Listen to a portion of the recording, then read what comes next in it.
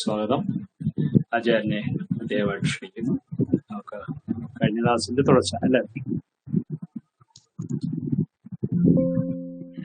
തുടങ്ങാൻ പറ്റും? ഓ,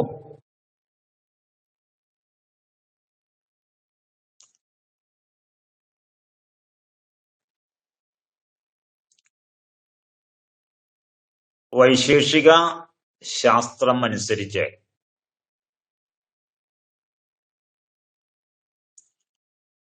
24 ഗുണങ്ങളെയാണ് ഗുണവിഭാഗത്തിൽപ്പെടുത്തി നിർവചിച്ചിട്ടുള്ളത്.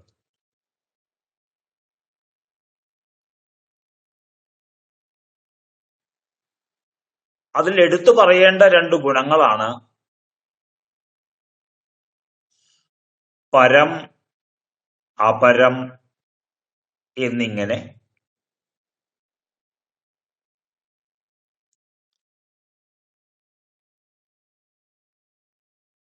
24 ഗുണങ്ങളിൽപ്പെട്ട 2 ഗുണങ്ങളാണ്. അത് എടുത്തു പറയേണ്ടതാണ്.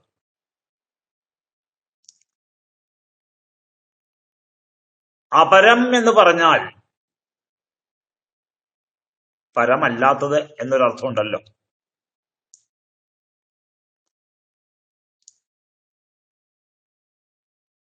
അപ്പൊ പരം എന്ന് പറഞ്ഞാലോ അപ്പുറത്തേക്കുള്ളത്. അപ്പുറത്തേക്കുള്ളതിനെയാണ് പരം എന്ന് പറയാം.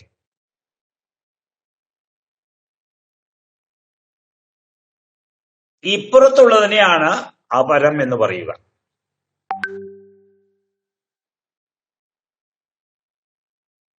അപ്പൊ അപ്പുറം, ഇപ്പുറം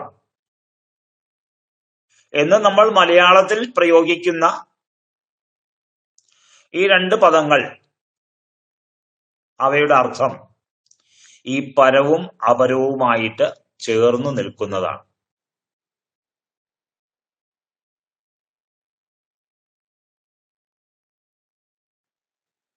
ഇത് ചെയ്യുക,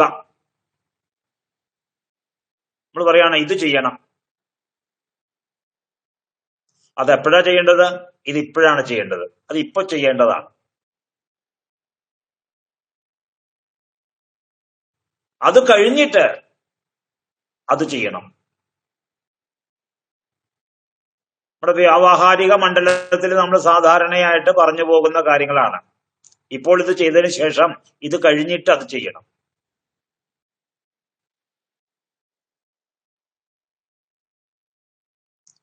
പരം, അപരം എന്ന് പറയുന്ന 2 ഗുണങ്ങളും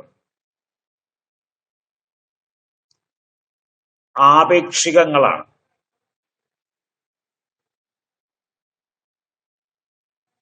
പരത്തിന് അപരത്തിന്റെ അപേക്ഷയുണ്ട്. അപരം എന്നുള്ളതായ ഒന്നിനെ അടിസ്ഥാനപ്പെടുത്തിയിട്ടാണ് അതിനപ്പുറത്തേക്കുള്ളത് എന്ന് പറയുന്നതായ പരത്തെ നമുക്ക് കാണാൻ കഴിയും. അതുകൊണ്ടാണ് ആപേക്ഷികമാണ് എന്ന് പറയാൻ കാരണം.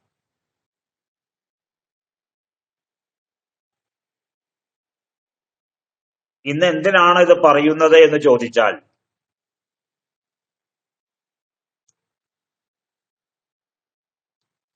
വൈശേഷിക ശാസ്ത്രമനുസരിച്ച് ധർമ്മത്തിന് 2 തലങ്ങളാണുള്ളത്. 2 തലങ്ങളിലായി സ്ഥിതി ചെയ്യുന്ന ധർമ്മത്തിന്റെ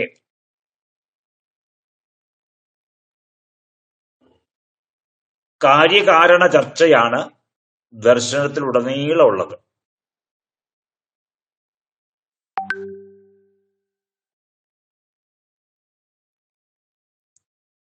വൈശേഷിക ദർശനം ഇങ്ങനെ പരം, അപരം എന്ന് പറഞ്ഞുകൊണ്ട് ധർമ്മത്തെ നിർവചിക്കുമ്പോൾ ധർമ്മത്തിന്റെ അപരതലം ഏതാണ് എന്ന് ചോദിച്ചാൽ അത് അഭ്യുദയമാണ് എന്ന് പറയേണ്ടി വരും. അഭ്യുദയം.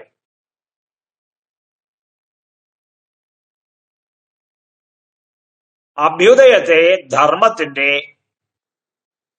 അപരമണ്ഡലമായിട്ടാണ് കാണേണ്ടത്.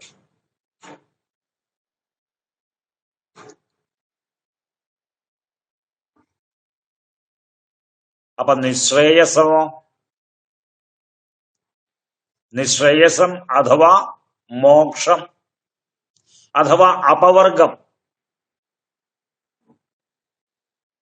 ആ നിശ്രേയസത്തെ വൈശേഷിക ശാസ്ത്രം പരമണ്ഡലത്തിലാണ് വച്ചിരിക്കുന്നത്.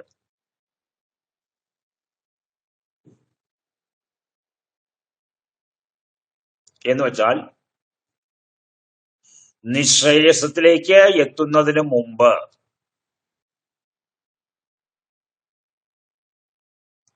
അഭ്യുദയത്തെ നമ്മൾ നേടിയിരിക്കണം എന്നർത്ഥം.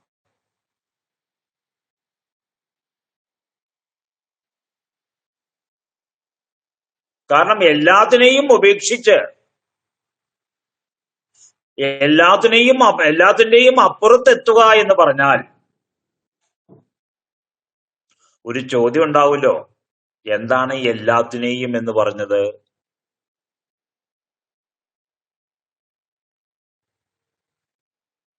എല്ലാത്തിനെയും ഉപേക്ഷിക്കുക എന്ന് പറയുമ്പോ അങ്ങനെ ഉപേക്ഷിക്കപ്പെടാനായിട്ട് എല്ലാം എന്ന് പറയുന്നതായ ഒന്ന് നമ്മുടെ കയ്യിൽ ഉണ്ടാവണ്ടേ?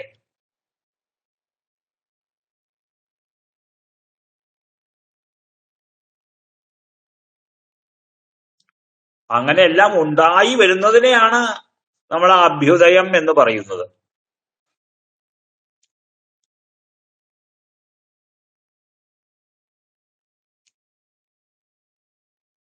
നമ്മുടെ ജീവിതത്തിൽ ഒരു ഉദയം ഉണ്ടാവണ്ടേ? എന്തിനാ ഉദയം ഉണ്ടാവുന്നത്? ഉദയം ഉണ്ടാവുമ്പോഴാണ് നമ്മൾ മനസ്സാല് നിരൂപിച്ച ഓരോന്നിനെയും നമുക്ക് അടുത്തറിയാൻ കഴിയുക. ഒരു ക്ഷണം.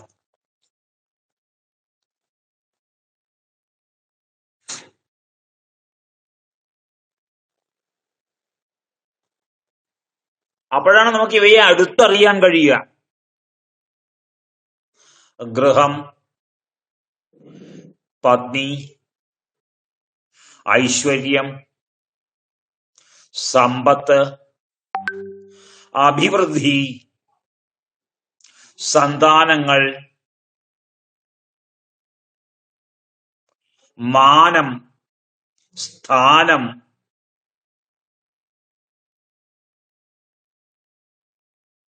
ഇതെല്ലാം നമുക്ക് ആവശ്യമുണ്ടോ എന്ന് ചോദിച്ചാൽ ചിലർ പറയും ഞങ്ങൾക്ക് ഇതൊന്നും ആവശ്യമില്ല എന്ന്.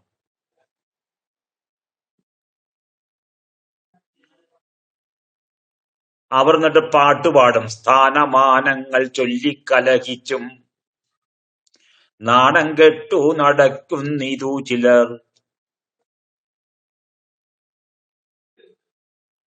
ആ പൂന്താനം പാടിയത് നമ്മൾ ഏറ്റു ചൊല്ലും. എന്നിട്ട് നമ്മൾ സമർത്ഥിക്കാൻ ശ്രമിക്കും, എന്ത്? എനിക്കൊരു സ്ഥാനവും വേണ്ട, എനിക്കൊരു മാനവും വേണ്ട. അതിലെന്തിരിക്കുന്നു? ഇതൊക്കെ വന്നപ്പോ കൊണ്ടുവന്നതാണോ? ഇതൊക്കെ സമ്പാദിച്ചു വെച്ചാൽ പോകുമ്പോ നമുക്ക് കൊണ്ടുപോകാൻ കഴിയുമോ?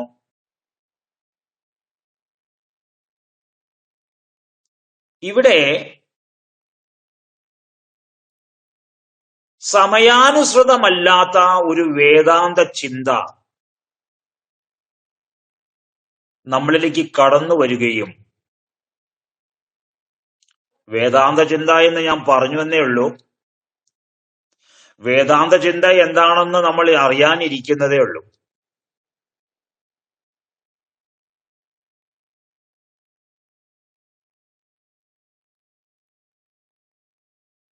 അപ്പൊ ഇങ്ങനെ ഈ അഭ്യുദയം എന്ന് പറയുന്നതായിട്ടുള്ള ശ്രേണിയിൽപ്പെട്ടതായിട്ടുള്ള, ഞാൻ മുൻപ് പറഞ്ഞതായിട്ടുള്ള ഗൃഹം, ഗൃഹിണി, പുത്രന്മാർ, പുത്രിമാർ, അനേകം ബന്ധുജനങ്ങൾ, ബാങ്ക് ബാലൻസ്,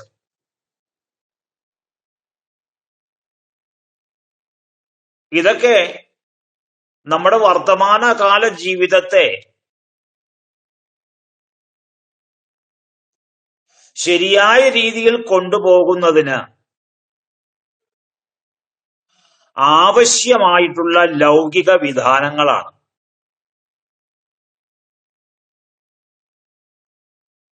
അതിൽ കുഴപ്പങ്ങളൊക്കെ പറ്റിയിട്ടുണ്ടാവാം.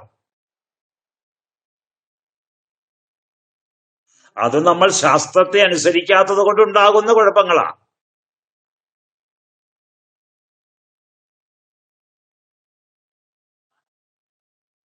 അതിനർത്ഥം അത് വേണ്ടാത്തതാണ് എന്നല്ല.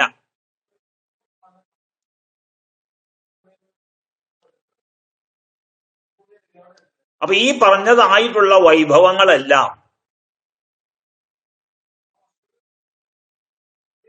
വേണ്ട എന്ന ഒറ്റ വാക്കാൽ നമ്മൾ പറഞ്ഞാലും ആവർത്തിച്ച് സമർത്ഥിക്കാൻ ശ്രമിച്ചാലും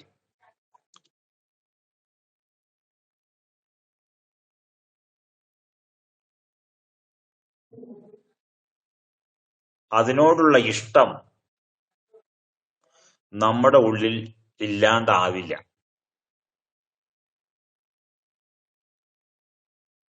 എനിക്കൊരു സ്ഥാനവും വേണ്ട, ഒരു മാനവും വേണ്ട എന്ന് പറയുന്ന പറച്ചിൽ കേട്ടാൽ അറിയാം അത് കിട്ടാത്തത് കൊണ്ട് എന്തോ ഒരു ഏനക്കേട് അദ്ദേഹത്തിന്റെ ഉള്ളിലുണ്ട്.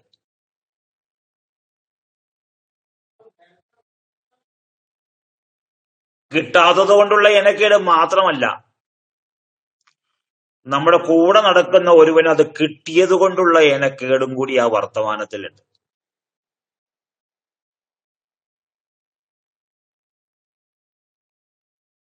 എന്ന് വച്ചാൽ അതിനോടുള്ള നമ്മുടെ ഇഷ്ടം നടക്കാതെ വന്നതുകൊണ്ട്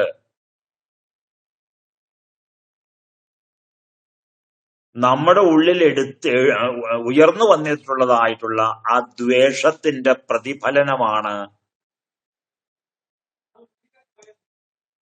ഈ പറച്ചിലും അതിനെ ചൊല്ലിയുള്ള വാദങ്ങളും.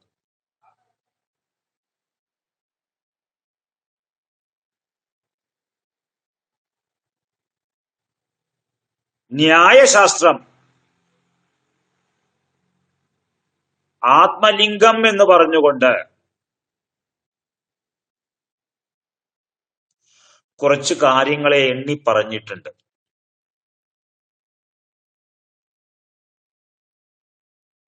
അതിൽ ഒന്നാമത്തതാണ് ഇച്ഛ, രണ്ടാമത്തതാണ് ദ്വേഷം, മൂന്നാമത്തതാണ് പ്രയത്നം, 4 സുഖം, 5 ദുഃഖം, 6 ജ്ഞാനം.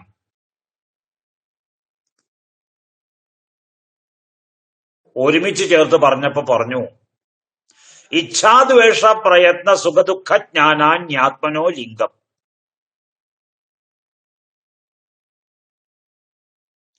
ഈ ലോകത്ത് അവതരിക്കുന്ന എല്ലാ ആത്മാക്കൾക്കും, ശരീരധാരിയായിട്ട് പറക്കുന്നതായ എല്ലാ ആത്മാക്കൾക്കും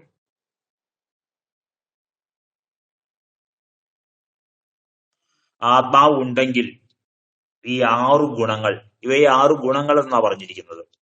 വൈശേഷികകാരൻ 24 ഗുണങ്ങളെ എണ്ണിയപ്പോൾ ഇതിനെ കൂടി എണ്ണി. ആര്? ന്യായശാസ്ത്രകാരൻ പറയുന്ന ഈ 6 ഗുണങ്ങളെ കൂടി അതിൽ എണ്ണിയിട്ടുണ്ട്.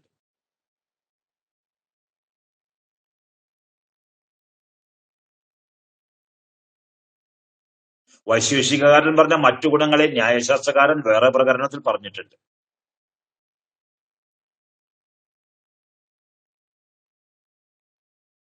അപ്പൊ ഒരു ആത്മാവിന്റെ ഗുണമാണ്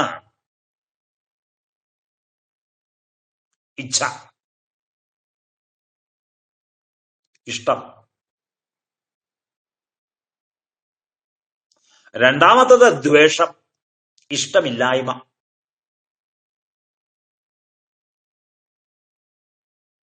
മൂന്നാമത്തത് പ്രയത്നം, ഇച്ഛിച്ചതിനെ കൈവരിക്കാനും ഇഷ്ടമല്ലാത്തതിനെ തള്ളി നീക്കാനുമായിട്ട് പ്രയത്നിക്കുക. ആ പ്രയത്നത്തിന്റെ ഫലമായിട്ട് 2 ഗുണങ്ങൾ ഉണ്ടാവും പരിണാമ രൂപത്തില്. അതാണ് സുഖവും ദുഃഖവും. ഇഷ്ടപ്പെട്ടതിനെ കൈവരിക്കേണ്ട പ്രയത്നം ഉണ്ടായില്ലെങ്കിൽ ദുഃഖം ഉണ്ടാവും. ഇഷ്ടപ്പെട്ടതിനെ കൈവരിക്കാൻ പ്രയത്നം ഉണ്ടായാലോ സുഖം ഉണ്ടാവും. ഇഷ്ടമില്ലാത്തതിനെ ദൂരെയാക്കാൻ പ്രയത്നം ഉണ്ടായില്ലെങ്കിൽ ദുഃഖം ഉണ്ടാവും. ഇഷ്ടമില്ലാത്തത് നമ്മുടെ പ്രയത്നം കൊണ്ട് അത് ദൂരെയാവുമ്പോൾ നമുക്ക് സുഖം ഉണ്ടാവും. ഈ പറയണ കാര്യങ്ങളെല്ലാം സിദ്ധാന്ത രൂപത്തിൽ നമ്മളെ പഠിപ്പിച്ചിട്ട് ആ സിദ്ധാന്തം അനുസരിച്ചാണ് ഇത് നടക്കുന്നത് എന്ന് പറയാനല്ല ഈ ദർശനകാരന്മാർ ശ്രമിച്ചിട്ടുള്ളത്. മറിച്ച് ഈ ലോകത്തിന്റെ സ്വാഭാവികമായിട്ടുള്ള നിലനിൽപ്പിലും ഒഴുക്കിലും ഈ ലോക സ്വഭാവമായിട്ട് ഇതെല്ലാം ഇവിടെ ഈ ന്യായദർശനം എഴുതുന്നതിന് മുമ്പേ നിലനിന്നിരുന്നു.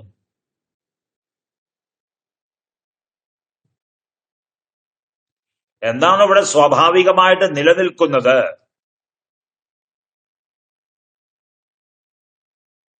അതിന് ശാസ്ത്രീയമായിട്ടുള്ള ഒരു പശ്ചാത്തലത്തിലേക്ക്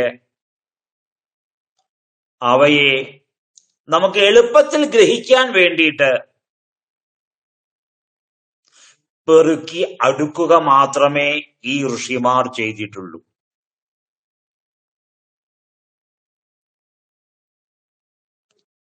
ഗൗതമൻ ഇച്ഛ ആത്മഗുണമാണെന്ന് പറഞ്ഞതുകൊണ്ടല്ല ഇച്ഛയുണ്ടായത്.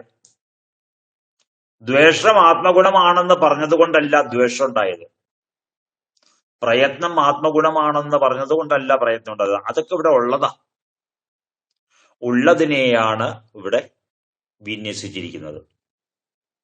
അപ്പൊ ഉള്ളതാണെങ്കിൽ എന്തിനാ പറഞ്ഞത്?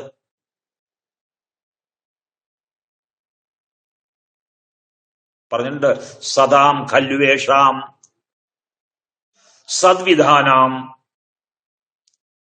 പ്രമാണ പ്രമേയ സംശയ പ്രയോജന ദൃഷ്ടാന്ത സിദ്ധാന്ത അവയവ തർക്ക നിർണയ വാദ ജൽപ വിദണ്ഡ ഹേത്വാഭാസ ഛലജാതി നിഗ്രഹസ്ഥാനാനാം തത്വജ്ഞാന നിശ്ചയ സാധികമഹ സദ്വിധാനാം. ഇവിടെ നിലനിൽക്കുന്നതായ ഈ പദാർത്ഥങ്ങളെ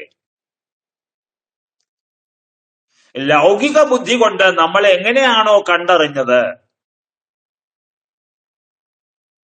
അതിന്റെ പോരായ്മയെ പരിഹരിക്കാൻ വേണ്ടിയിട്ട്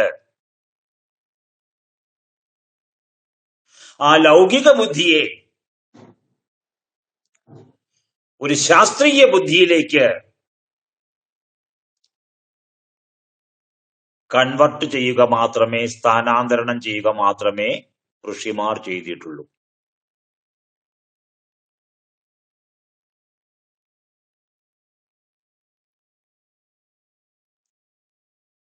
നിങ്ങൾക്ക് ബോധിക്കുമോ എന്നറിയില്ല.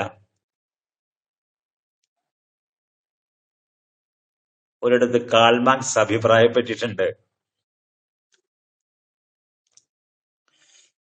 ഈ ലോകത്തെ ആളുകൾ തലതിരിഞ്ഞാണ് കാണുന്നത്.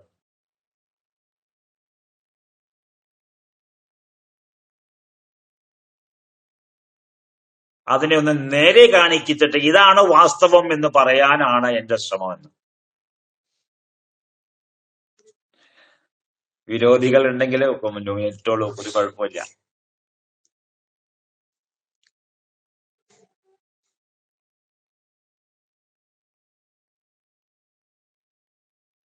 കാരണം നമ്മുടെ ജീവിതം, ആ ജീവിതത്തെക്കുറിച്ചുള്ള അദ്ദേഹത്തിന്റെ ദർശനം എനിക്ക് വളരെ നന്നായിട്ട് ബോധിച്ചതാണ്.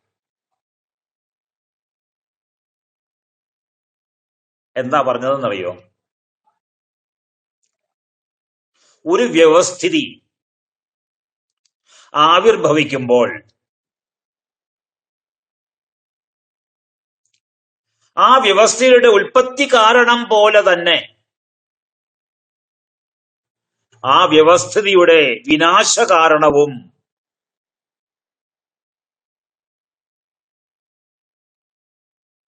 അതോടൊപ്പമുണ്ട്.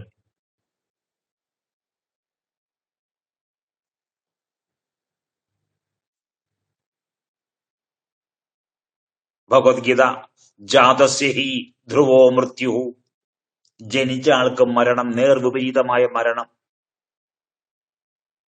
നമ്മൾ ജനിക്കുമ്പോൾ തന്നെ മരണം നമുക്ക് നിശ്ചയിച്ചിട്ടുണ്ട്. നമ്മുടെ ജീവിതത്തോടൊപ്പം തന്നെ മരണമുണ്ട്.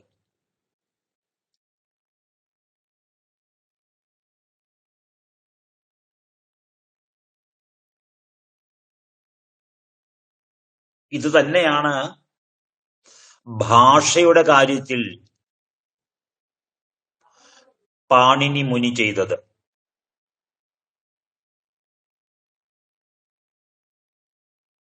നമ്മൾ സംസ്കൃത ഭാഷയായാലും മറ്റേതു ഭാഷയായാലും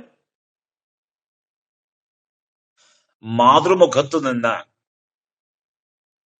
അ ആ ഇ ഈ ഉ ഊ എന്ന ക്രമത്തിലാണ് അഭ്യസിച്ചത്.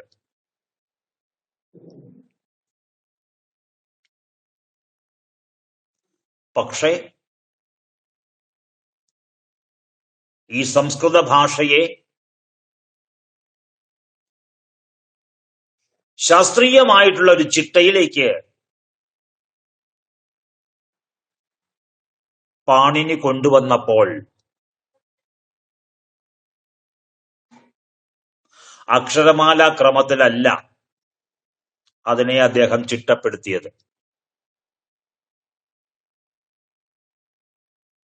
അതിന് അദ്ദേഹം സ്വീകരിച്ച മാർഗമാണ് പ്രത്യാഹാരക്രമം. ഐ ഉൺ റൽ ഋക് ഏയോങ് അയൗജ് ഹയവരട്ട് ലണ് ഞമങ്ങണ നമ ജഭഞ്ഞ് ഘടധഷ് ജപഘടധഷ് ഖഫ ചടഥ ചടതൗ കപൈ ശഷസര് ഹല്.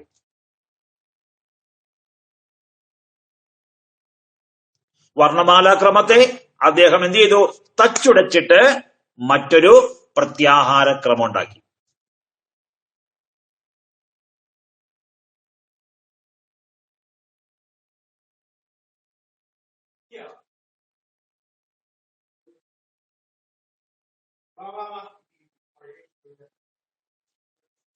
അപ്പൊ നമ്മൾ പരം അപരം, അതിനെ തുടർന്ന് അഭ്യുദയം, നിശ്രേയസം, ഇതൊന്നും വേണ്ട എന്ന് പറയുന്നതിന്റെ മനഃശാസ്ത്രം, ആത്മഗുണങ്ങളായിട്ടുള്ള ഇച്ഛാദ്വേഷ പ്രയത്ന സുഖദുഃഖ ജ്ഞാനങ്ങൾ,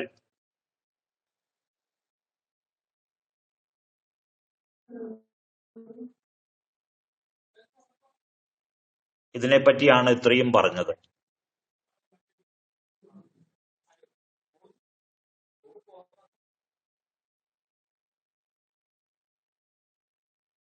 അപ്പൊ അഭ്യുദയം ധർമ്മത്തിന്റെ അപരതലമാണെങ്കിൽ നിശ്രേയസമാണ് ധർമ്മത്തിന്റെ പരതലം.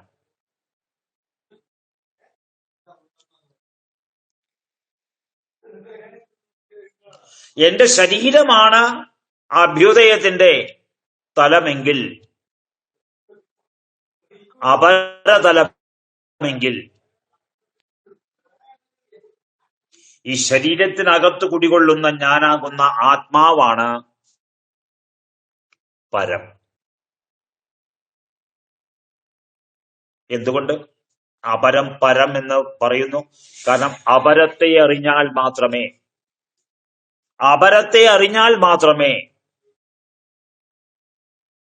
നമുക്ക് പരത്തെ അറിയാൻ കഴിയൂ.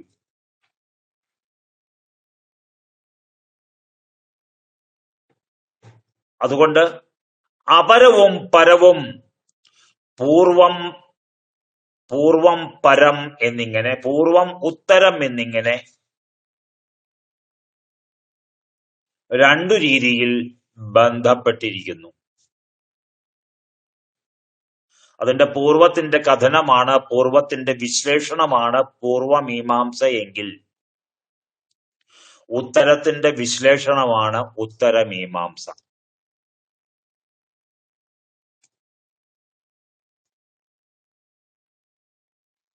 വളരെ നാളുകളായിട്ടുള്ള വിദ്വൻ മണ്ഡലവുമായിട്ടുള്ള എന്റെ പരിചയത്തിൽ നിന്ന്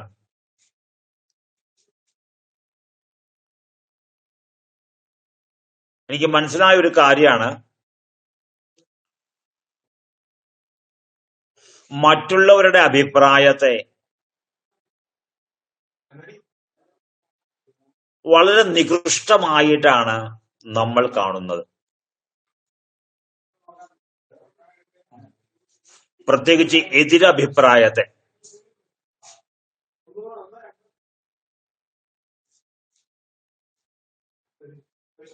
അതിൽ തെറ്റൊന്നുമില്ല, നികൃഷ്ടമായിട്ട് അതിനെ കാണുന്നതിൽ തെറ്റൊന്നുമില്ല. എന്താ, നമ്മുടെ സ്വസിദ്ധാന്തത്തോട് ഈ പറഞ്ഞതായ ഇച്ഛാഗുണം ചേർന്നിരിക്കുമ്പോൾ നേർ വിപരീതമാകുന്ന അപരപക്ഷത്തോട് ഇച്ഛയാവില്ല ഉണ്ടാവുക. ഇച്ഛയ്ക്ക് വിപരീതമായിട്ടുള്ള ദ്വേഷമായിരിക്കും ഉണ്ടാവുക.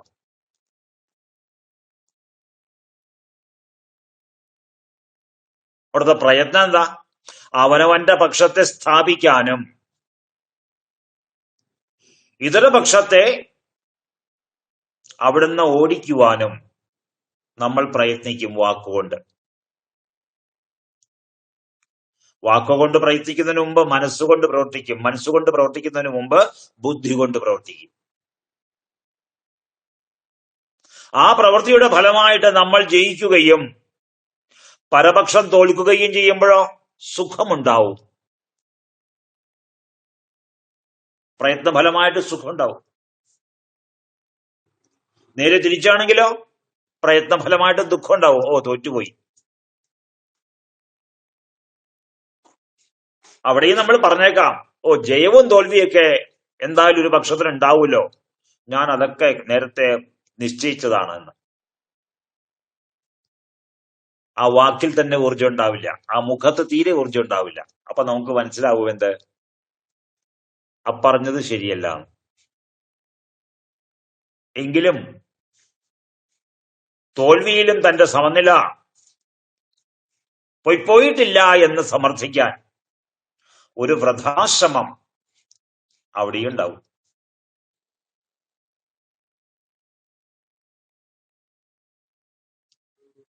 രണ്ട് കാര്യങ്ങളാണ് ഇത് സംബന്ധിച്ച് എടുത്തു പറയാനുള്ളത്. ഒന്ന്, സാഖ്യദർശനത്തിന്റെ ആരംഭത്തിൽ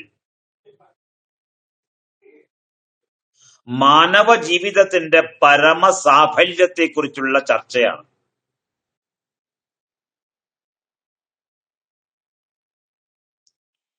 ഏതൊരു ക്ലാസ്സിൽ അത് പറഞ്ഞിട്ടുണ്ട്. അഥ ത്രിവിധ ദുഃഖാത്യന്ത നിവൃത്തിഹീരത്യന്ത പുരുഷാർത്ഥ. ത്രിവിധങ്ങളായിട്ടുള്ള ദുഃഖങ്ങളിൽ നിന്നുള്ള പരിപൂർണമായ മോചനമാണ് അത്യന്ത പുരുഷാർത്ഥം, മാനവ ജീവിതത്തിന്റെ പരമസാഫല്യം എന്ന് ആചാര്യൻ അവിടെ തുടങ്ങി വച്ചു.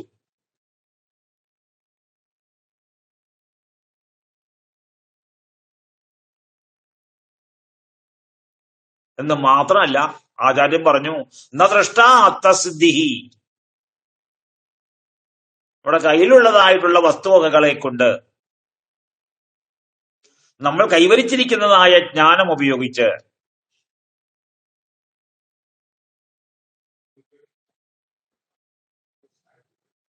തസിദ്ധി എന്ന ഈ പരമസാഫല്യം നമുക്ക് കൈവരിക്കാനാവില്ല കയ്യിലുള്ളത് വെച്ച്.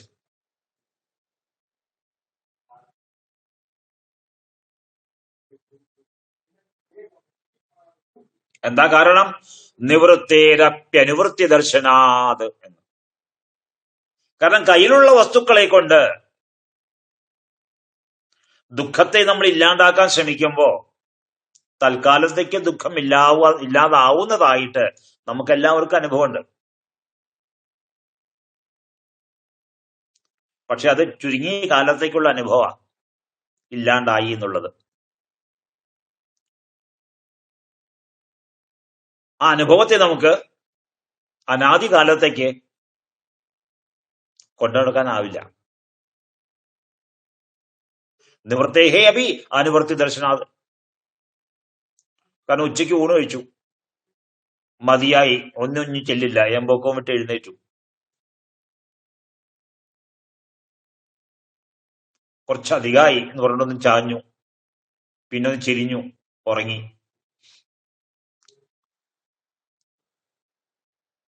എഴുന്നേറ്റ് കഴിഞ്ഞപ്പോഴോ ചായ വന്നു. അപ്പൊ ചോദിച്ചു, എന്താ കുടിക്കാനൊന്നുമില്ലേ? കടി. ഇത് കുടിക്കാനുള്ളതല്ലേ, കുടിക്കുമ്പോ ഒന്ന് കടിക്കണം. അപ്പൊ കടി വന്നു. വൈകിട്ട് വീണ്ടും ഭക്ഷണം കഴിക്കാനുള്ളതാ. അറിയുന്ന കാര്യമാണ് നമുക്ക് എല്ലാവർക്കും. അതുപോലെ പ്രാത്യാഹികാക്ഷുത് പ്രതീകാരവത്, ദിവസവും നമ്മൾ വിശക്കുമ്പോ ആഹാരം കഴിക്കുന്നത് പോലെയാണ് കയ്യിലുള്ള പദാർത്ഥങ്ങളെ ഉപയോഗിച്ച് ദുഃഖ നിവൃത്തിക്ക് വേണ്ടിയിട്ട് നമ്മൾ ശ്രമിക്കുന്നത്.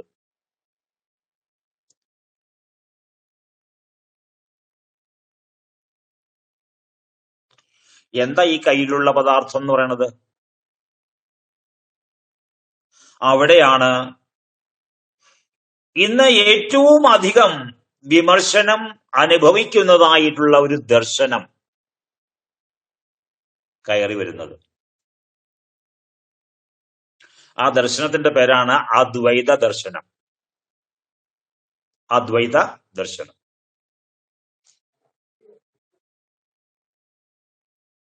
എന്തുകൊണ്ട് അദ്വൈത ദർശനം ഇവിടെ ചർച്ച ചെയ്യാൻ ഇടയായി എന്ന് ചോദിച്ചാൽ, അതിന് കാരണം ഇവിടെ സാഖ്യകാരൻ പറഞ്ഞിട്ടുണ്ട്. ന ദൃഷ്ടാത തസിദ്ധിഹി എന്ന്. അപ്പൊ ദൃഷ്ടാന്തം എന്ന് വെച്ചിട്ടുണ്ടെങ്കിൽ ദൃഷ്ടപദാർത്ഥങ്ങളെ ഉപയോഗിച്ചുകൊണ്ടുള്ള ദുഃഖ നിവൃത്തി, അതിനെ ഋഷിമാർ തള്ളിക്കളഞ്ഞിരിക്കുന്നു.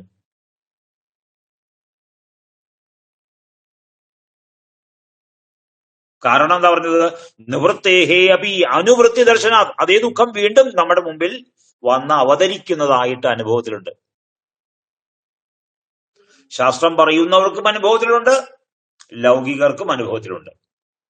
എന്ന് വെച്ചാൽ ഇതിലൊരു സർവസമ്മതിയുണ്ട്. അതുകൊണ്ട് ഇന്നും നമുക്ക് നമ്മുടെ കയ്യിൽ ഇല്ലാത്തതായിട്ടുള്ള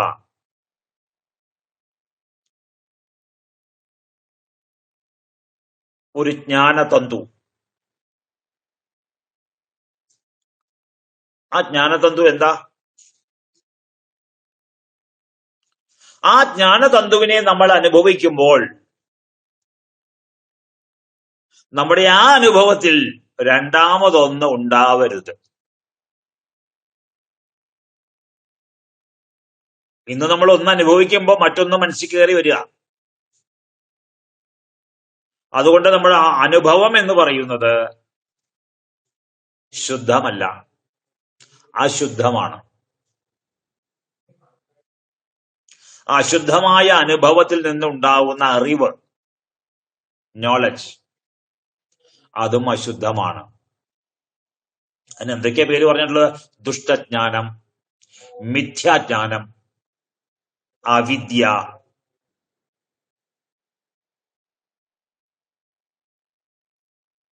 എന്തൊക്കെ പേരുണ്ട്. അപ്പൊ ഇവിടെ അദ്വൈതം എന്ന് പറഞ്ഞാൽ ആരൊക്കെ അദ്വൈതത്തെ കുറിച്ച് എന്തൊക്കെ വ്യാഖ്യാനങ്ങൾ നടത്തിയാലും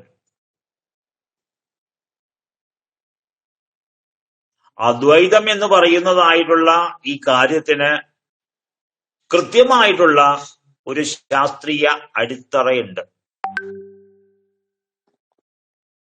വൈദികമായ അടിത്തറയുണ്ട്. എന്താ അതിന്റെ പ്രത്യേകത? നമ്മൾ ഒരു വസ്തുവിനെ കാണുമ്പോൾ ആ വസ്തുവിനെ മാത്രമായി കാണുക എന്ന് വെച്ചാൽ ആ വസ്തുജ്ഞാനത്തിന്റെ മണ്ഡലത്തിലേക്ക്, നമ്മുടെ ബോധമണ്ഡലത്തിലേക്ക് ആ വസ്തുവുമായിട്ട് ബന്ധപ്പെട്ടതോ ആ വസ്തുവുമായിട്ട് ബന്ധപ്പെടാത്തതായ ഒന്നും തന്നെ കടന്നു വരരുത്.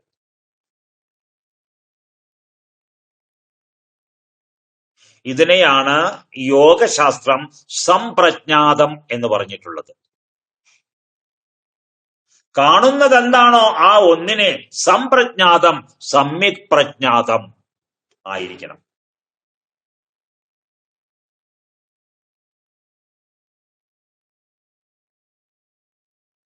അതിലെന്തു വരരുത്? തുടക്കത്തിൽ സംപ്രജ്ഞാതം ഇല്ല. പല ജന്മങ്ങളിലും നമുക്ക് സംപ്രജ്ഞാതം ഉണ്ടായിട്ടില്ല. അതുകൊണ്ടാണ് സമാധി എന്നൊക്കെ കേൾക്കുമ്പോൾ നമുക്ക് തെറ്റിദ്ധാരണ ഉണ്ടാവുന്നത്. മരിച്ചു പോകുന്നതിനെ സമാധിയായി എന്ന് നമ്മൾ പറഞ്ഞ് ഇന്ന് പരത്താറുണ്ട്. അതിലും തെറ്റില്ല. കാരണം അവരറിഞ്ഞത് അത്ര മാത്രമേ ഉള്ളൂ. അവർ എത്രയാണോ അറിഞ്ഞത് അത് വെച്ച് അവർ വ്യവഹരിക്കുകയാണ്. അതങ്ങനെയല്ലേ നമ്മൾ പറഞ്ഞിട്ടുള്ളത്? സമ്പത്ത് ഒരു ദിവസം ജോലി ചെയ്തപ്പോ 500 രൂപ കിട്ടിയത്, അത് വെച്ചല്ലേ ജീവിക്കേണ്ടേ? അതുപോലെ ഇന്ന് നമ്മൾ ഇത്രയുമാണ് അതിനെക്കുറിച്ച് അറിഞ്ഞത്. അപ്പൊ നമ്മുടെ ജീവിതം എത്രയാണോ നമ്മൾ അറിഞ്ഞത് അത് വെച്ചുകൊണ്ടായിരിക്കും നമ്മുടെ ജീവിതം.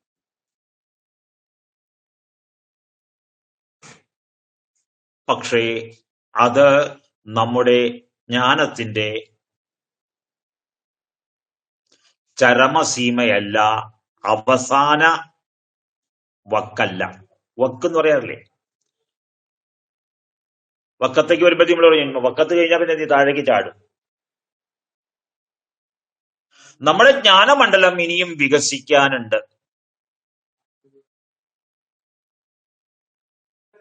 ആചരണങ്ങൾ എന്തിനാ? ആചരണം എന്ന് പറയുന്നത് നമ്മുടെ അനുഭവങ്ങളെ കറയില്ലാതാക്കാൻ വേണ്ടിയിട്ടാണ് ആചരണം. ഒപ്പം എന്തെങ്കിലും കഴിക്കണ്ടേ, നിലനിൽക്കണ്ടേ?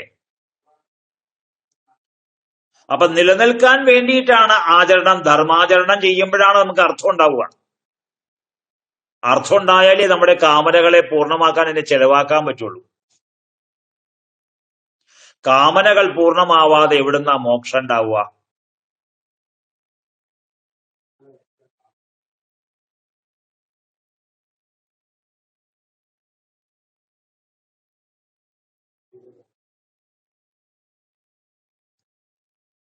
അപ്പൊ അതുകൊണ്ട്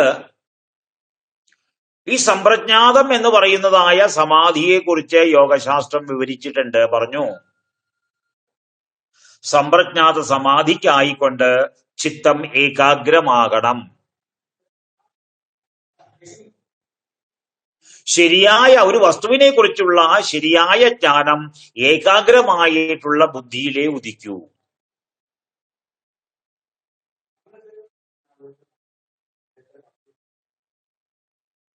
ഭഗവത്ഗീത തന്നെ ഏറ്റുപിടിച്ചിട്ടുണ്ട്, ഏറ്റുപാടിയിട്ടുണ്ട്.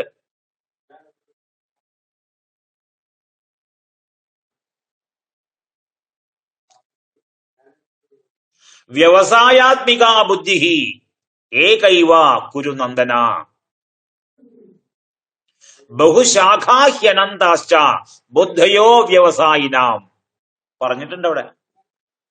ഈ യോഗശാസ്ത്രം പറയുന്ന അതേ കാര്യം തന്നെ സുചാരു രൂപത്തിൽ സരളമായ സംസ്കൃത ഭാഷയിൽ മഹാമുനി നമുക്ക് പറഞ്ഞു തന്നിട്ടുണ്ട്.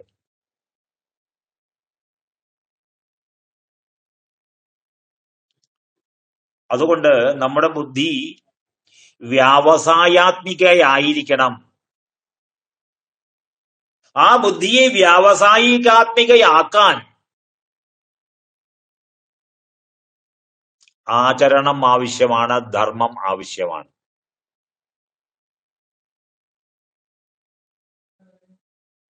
ധർമാചരണം ഇല്ലെങ്കിലോ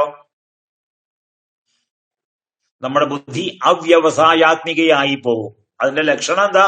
ബഹുശാഖാഹ അനന്താഹ, ഒരു എത്തും പിടിയില്ലാത്ത രീതിയിൽ ഇങ്ങനെ നീണ്ടുപോകും. എന്ന് രക്ഷപ്പെടും? ഒരു നിശ്ചയമില്ല. എപ്പ കിട്ടും? ഒരു നിശ്ചയമില്ല. എപ്പ മതിയാവും? വരൂ ഇല്ലയോ? ഒരു നിശ്ചയമില്ല.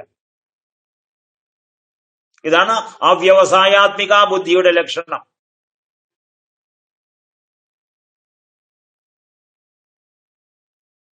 അപ്പൊ ബുദ്ധിയെ നമ്മൾ വ്യാവസായികാത്മികയാക്കണമെങ്കിൽ ആ ബുദ്ധി ഏകാഗ്രമാകണം. ചിത്തം ഏകാഗ്രമാവണം. ഏകാഗ്ര ചിത്തത്തിന് മുമ്പ്, ചിത്തം ഏകാഗ്രതയിൽ എത്തുന്നതിന് മുമ്പ് 3 സ്റ്റേജുകളുണ്ട്. ക്ഷിപ്തം, മൂഢം, വിക്ഷിപ്തം.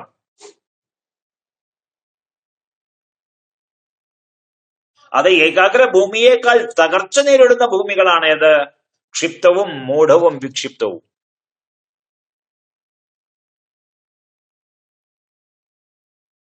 പ്രബലമായിട്ടുള്ള അവിദ്യയാണ് അവിടെ ഉള്ളത്.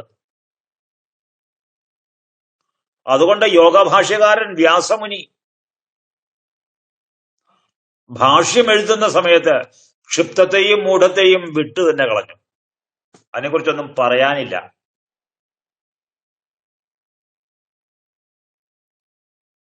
വിക്ഷിപ്ത ഭൂമി, 3ാമത്തെ ഭൂമിയെ വ്യാഖ്യാനിക്കുന്ന സമയത്ത് പറഞ്ഞു,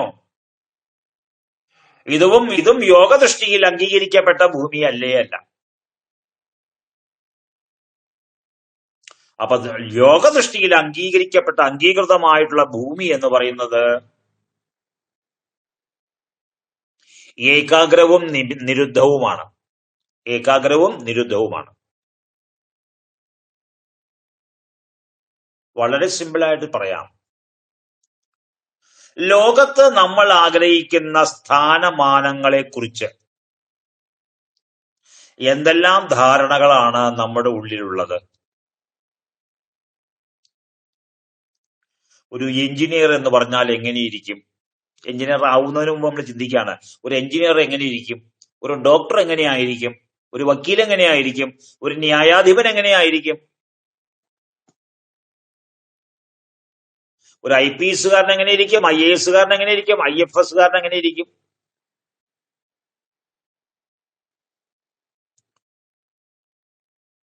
അപ്പൊ നമ്മൾ എങ്ങനെ തീർച്ചയാക്കും അവരെ കുറിച്ച്? കണ്ടതും കേട്ടതും വെച്ച്. അല്പസ്വല്പം അവിടുന്ന് കണ്ടു, അല്പസ്വല്പം ഇവിടുന്ന് കേട്ടു.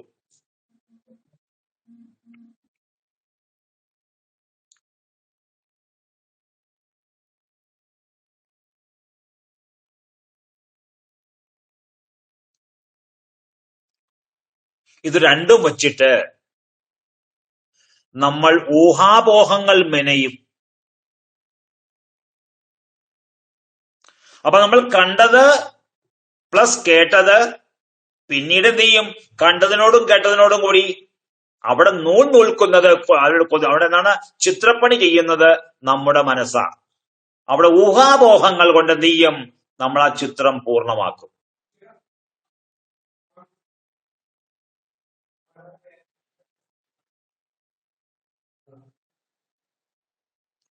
എന്ന് വെച്ചാൽ അവിടെ വാസ്തവം എന്ന് പറയുന്നത്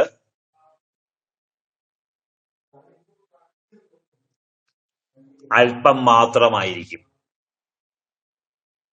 ആ അല്പം വാസ്തവത്തെയാണ് നമ്മുടെ ഊഹാപോഹങ്ങൾ വെച്ചുകൊണ്ട് നമ്മൾ നമ്മുടേതായ ഒരു രചന നടത്തിയിട്ടാണ് ഈ ലോകത്ത് നമ്മൾ കണ്ടതിനെ കുറിച്ചും കേട്ടതിനെ കുറിച്ചും നമ്മൾ വിശ്വസിക്കുന്നത്.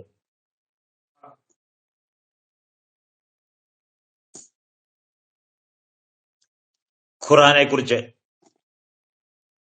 നമ്മുടെ ശരാശരി വിശ്വാസം, ബൈബിളിനെ കുറിച്ച് നമ്മുടെ വിശ്വാസം, വേദത്തെക്കുറിച്ചുള്ള നമ്മുടെ എന്താണ് വിശ്വാസം,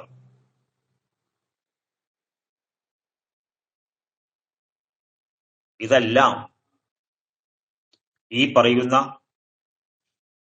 99.9 അത്രയും ഊഹാപോഹങ്ങളാണ്. അപ്പോൾ ഒരു വസ്തുവിനെ കാണുന്ന സമയത്ത് ഊഹാപോഹങ്ങളാൽ മെനയപ്പെട്ടതായ നമ്മുടെ അജ്ഞാനം, വാസ്തവികത അല്പം മാത്രമുള്ള അജ്ഞാനം നമ്മളിൽ വികാരങ്ങൾ ഉണ്ടാക്കും.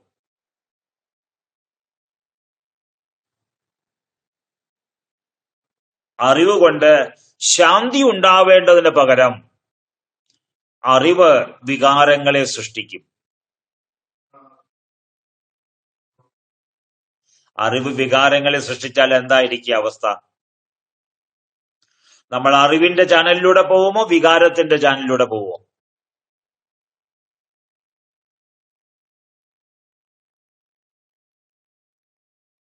കാണാം, സർവധർമ്മ സമഭാവന എന്നൊക്കെ പറഞ്ഞുകൊണ്ടായിരിക്കും നമ്മൾ ചർച്ച തുടങ്ങുക. ആ ചർച്ച അങ്ങനെ പുരോഗമിച്ചു വരുമ്പോഴോ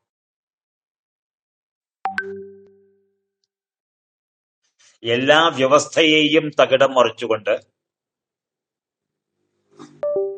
എന്തുകൊണ്ടാ തകിടം മറിക്കുന്നത്? നമ്മൾ വികാരാധീനനായി.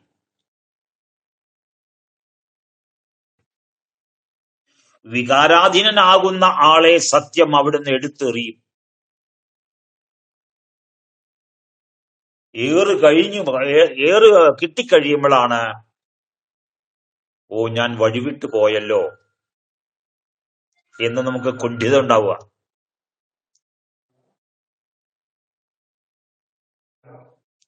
അപ്പൊ അതിനാണ് ആചരണം. ഒരേ കാര്യത്തെ നമ്മൾ ആവർത്തിച്ച് ചെയ്യുമ്പോൾ തുടക്കത്തിൽ അതൊരു മെക്കാനിസാ.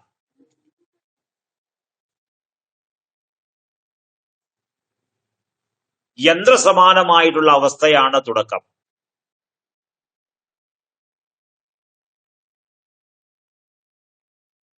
പക്ഷെ നമ്മൾ നിർത്താതെ അത് കറക്കിക്കൊണ്ടിരുന്നേ അവിടെ ഒരു സെൽഫ് ക്രിയേറ്റ് ആവും. യാന്ത്രികമായിട്ടുള്ള ഈ പെരുമാറ്റത്തിന് ഒടുവിൽ എന്ത് പറ്റും? ഒരു സെൽഫ് ക്രിയേറ്റ് ആവും.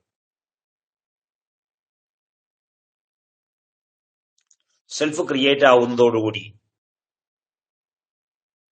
അതിന്റെ എല്ലാ പ്രയാസങ്ങളും വിടുകയും നമ്മൾ കൃത്യമായിട്ട് ഒരു ട്രാക്കിലൂടെ, ഒരു റോഡിലൂടെ, ഒരു വഴിയിലൂടെ അങ്ങനെ ഒഴുകിക്കൊണ്ടിരിക്കുകയും ചെയ്യും.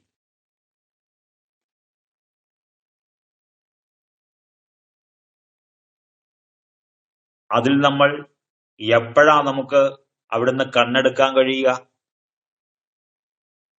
ഒഴുക്കു നിലയ്ക്കുമ്പോ, പ്രവൃത്തി അവസാനിക്കുമ്പോ, ആചരണം നിലയ്ക്കുമ്പോഴാണ് അവിടുന്ന് കണ്ണെടുത്ത് നമ്മൾ അടുത്തേക്ക് നോക്കുക.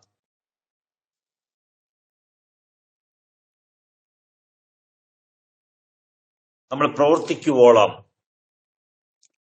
ആ പ്രവൃത്തിയിൽ കൂടി നമ്മുടെ മനസ്സിനെ കൃത്യമായിട്ട് നമുക്ക് ചാനലൈസ് ചെയ്യാൻ കഴിയുമെന്ന് നമുക്ക് ബോധ്യം വരും. അത് നിലയ്ക്കുമ്പോഴും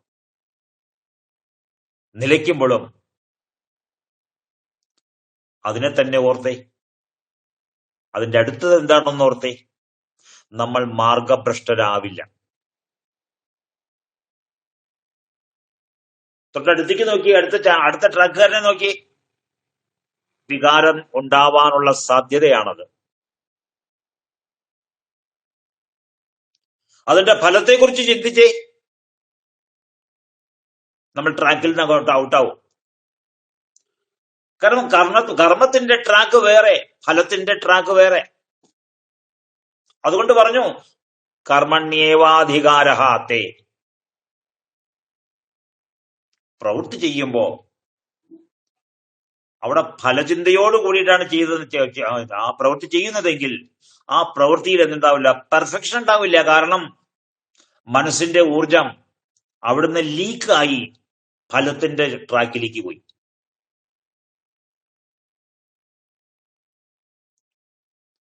ഇന്നിപ്പോ എന്റെ ജീവിതത്തില് JCB വലിയ ക്രെയിനുകൾ ഉപയോഗിച്ചുള്ള വർക്കുകളാണ് ഞാൻ കാണുന്നത് ഈ ഒരാഴ്ചയായിട്ട്. ഇത്രയും വലിയ വാഹനം ആ ക്രെയിനിന് ഉയർത്താൻ എങ്ങനെ കഴിയുന്നു? ഈ JCBക്ക് തള്ളാൻ എങ്ങനെ കഴിയുന്നു? കാരണം അവിടെ അർപ്പിക്കപ്പെടുന്നതായ ബലം ഒരു ചാനലിൽ കൂടിയാണ് പോകുന്നത്. ഈ ചാനലിനെ വ്യാസമഹർഷി കൊടുത്തിരിക്കുന്ന പേര് പ്രണാളിക എന്നാണ്. ചാനൽ വ്യവസ്ഥയ്ക്ക് വ്യാസമഹർഷി കൊടുത്തിരിക്കുന്ന പേര് പ്രണാളിക എന്നാണ്. നാളി എന്താണെന്നറിയാലോ? നാളി, ട്യൂബ് അല്ലെങ്കിൽ കുഴല്.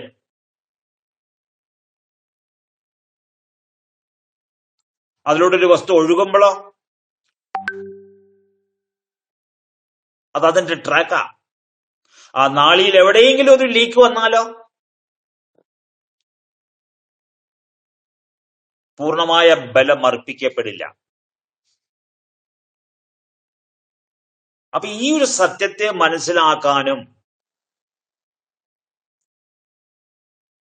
ആ മനസ്സിലാക്കിയതിന്റെ പ്രയോജനം നമുക്ക് അനുഭവിക്കാനും അതിലൂടെ കൂടുതൽ ആത്മവിശ്വാസം ആർജിക്കാനുമാണ് ആചരണം നമുക്ക് വിധിച്ചത്.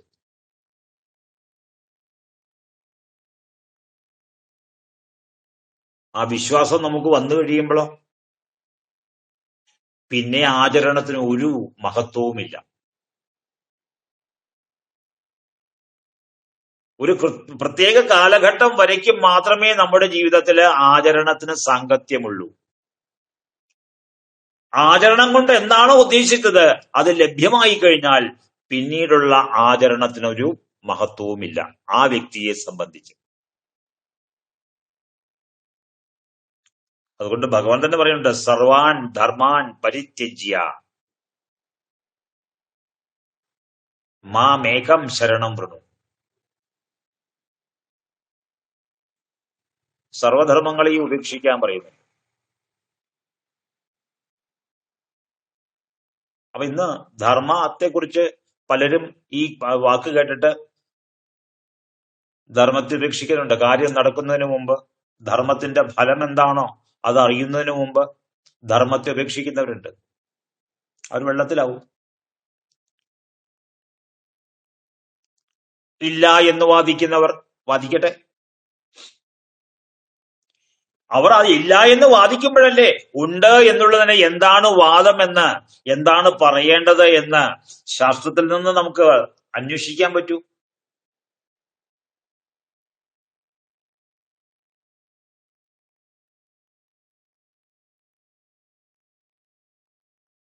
അപ്പൊ അതിനെ വാസ്തവത്തില് ഈ ജ്ഞാനസരണിയുടെ ശുദ്ധിയാണ്, അതിന്റെ ജ്ഞാനസരണിയുടെ നൈർമല്യമാണ് നമ്മുടെ ലക്ഷ്യമെങ്കിൽ എല്ലാ തരത്തിലുള്ള വാദമുഖങ്ങളെയും തുടക്കത്തിൽ നമ്മൾ വികാരപരമായിട്ടാണ് നേരിടുന്നതെങ്കിലും നമ്മുടെ ഉദ്ദേശ്യം എന്താണോ അതിനെ നമ്മൾ വീണ്ടും വീണ്ടും അതിനെക്കുറിച്ച് ഓർക്കുമ്പോൾ എതിർവാദമുഖങ്ങളിൽ നിന്ന് നമുക്കുണ്ടാവുന്ന വിദ്വേഷത്തിന്റെ അളവിന് കുറവ് വരും. എതിർവാദമുഖങ്ങളിൽ നിന്ന് വിദ്വേഷത്തിന് കുറവ് വരുന്ന പോലെ തന്നെയാണ് അനുകൂല വാദമുഖങ്ങളിൽ നിന്ന് കിട്ടുന്ന സുഖത്തിനും കുറവ് വരും.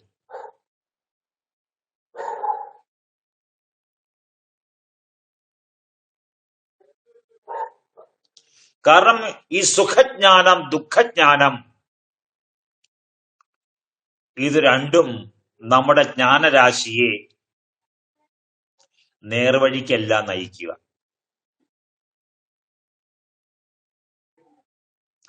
ദുഃഖത്തെ നമ്മൾ ഉപേക്ഷിക്കാൻ ശ്രമിക്കുമ്പോൾ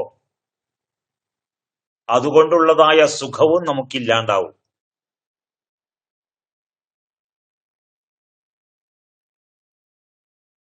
അതുകൊണ്ട് സുഖത്തെ വിദ്യാജനിതം എന്ന് പറയുന്നതായ യോഗശാസ്ത്രം ദുഃഖത്തെയും സുഖത്തെ അവിദ്യാജനിതം എന്ന് പറയുന്നതായ യോഗശാസ്ത്രം ദുഃഖത്തെയും അവിദ്യാജനിതമായിട്ട് തന്നെയാണ് കൂട്ടുന്നത്.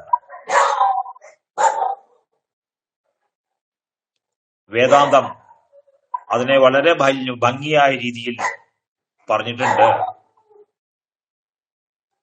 അശരീരം വാ വസന്തം ന സുഖാസുഖേ സ്പൃശത.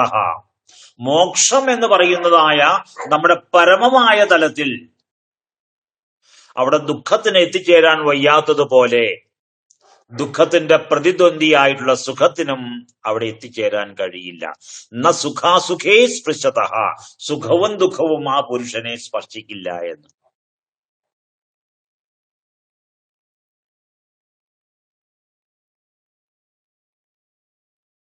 അപ്പൊ ഇവിടെ അദ്വൈതി എന്ന് പറയുന്ന വിഭാഗങ്ങൾക്ക് ആചരണമുണ്ട്. അവരോട് നമ്മൾ ചോദിക്കുകയാണ്, അദ്വൈതമല്ലാതെ അല്ല ഒന്നേ ഉള്ളൂ രണ്ടില്ല എന്ന് പറയണ നിങ്ങൾക്ക് എന്താ ആചരണം? ആരെ പൂജിക്കും? അവർ തിരിച്ചിങ്ങോട്ട് ചോദിച്ചാലോ, ഊണ് കഴിച്ചാലും വിശക്കും, എന്നിട്ട് പിന്നെ നിങ്ങൾ എന്തിനാ ഉണ്ണുന്നേ?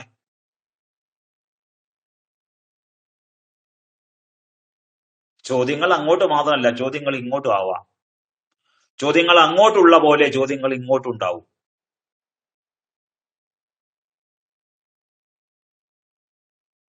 എന്താ എന്റെ അർത്ഥം? ഏതൊരു സിദ്ധാന്തമുണ്ടോ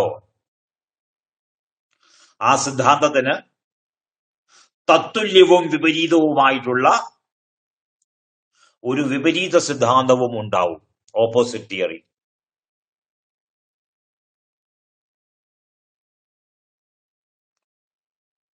ഏത് തിയറിയെയാണോ നമ്മൾ നമ്മുടെ ബുദ്ധി കൊണ്ട് സ്വീകരിക്കുന്നത്, അംഗീകരിക്കുന്നത്, ആ തിയറി അനുസരിച്ച് വേണം നമുക്ക്, ആ തിയറി അനുസരിച്ച് ആ ലക്ഷ്യത്തെ അവർ പറയുന്നതായ ലക്ഷ്യത്തെ സ്വീകരിക്കാനുള്ള ആചരണമാണ് വേണ്ടത്.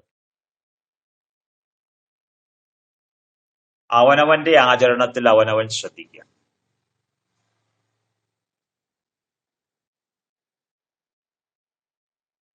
വേറെ ഈ അവിദ്യയുടെ പിടിയിൽ നിന്ന് മോചനം നേടാനായിട്ട് വേറെ വഴിയൊന്നുമില്ല.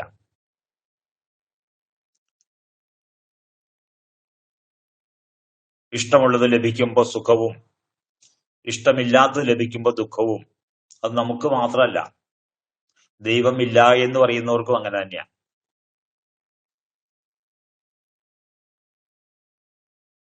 ദൈവം ഉണ്ടോ ഇല്ലയോ എന്ന് അറിയില്ല എന്ന് പറയുന്നവർക്കും അങ്ങനെ തന്നെയാണ്. എല്ലാം ഒന്നാണെന്ന് പറയുന്നവർക്കും അങ്ങനെ തന്നെയാണ്. അപ്പൊ ബേസിക്കലി നമ്മൾ തമ്മിൽ വ്യത്യാസം ഇല്ലെങ്കിൽ പിന്നെ ഭേദം എവിടെയാ? അത് എന്തായിരിക്കണം? നാളെ നമ്മുടെ ദർശനം എന്ന് പറയുന്നിടത്താണ് ഭേദം. നാളത്തെ നമ്മുടെ ദർശനം തികച്ചും കാൽപ്പനികമാണ്, ഊഹാപോഹങ്ങളെ അടിസ്ഥാനപ്പെടുത്തിയിട്ടുള്ളതാണ്.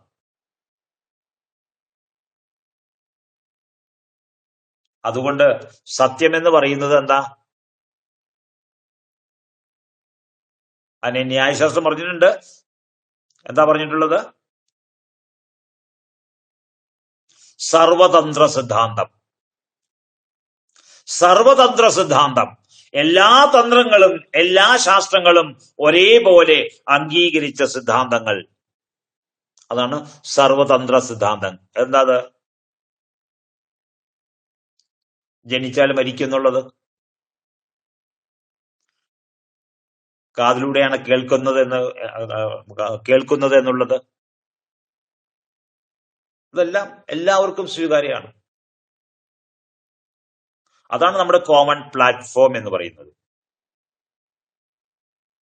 ആ പ്ലാറ്റ്ഫോമിൽ നിന്നുകൊണ്ട് നമുക്ക് കാര്യങ്ങളെ, നമ്മൾ തന്നെ സ്വീകരിച്ച കാര്യങ്ങളെ നമുക്ക് വിലയിരുത്താനുള്ള സാഹചര്യം ഭാവിയിൽ വന്നുകൂടും. അത് ചിലപ്പോ നമ്മളെക്കാൾ ചെറിയ ഒരുത്തൻ പറഞ്ഞായിരിക്കും നമ്മുടെ സിദ്ധാന്തത്തെ ഒന്ന് മാറ്റിവെക്കുന്നത്. എന്തായാലും നമ്മൾ മുന്നേറുന്ന സമയത്ത് എവിടെയാണോ മാറ്റങ്ങൾ വേണ്ടത്, എന്തെല്ലാമാണോ പൊഴിഞ്ഞു വീഴേണ്ടത്, അതൊക്കെ പൊഴിഞ്ഞു വീഴും എന്ന് കരുതി നമ്മൾ ആൾക്കാരെ ഇങ്ങോട്ട് ക്ഷണിച്ചിട്ട് കാര്യമില്ല. ദർശന ക്ലാസ് ഉണ്ട്, വരൂ എന്ന് പറഞ്ഞുകൊണ്ട്.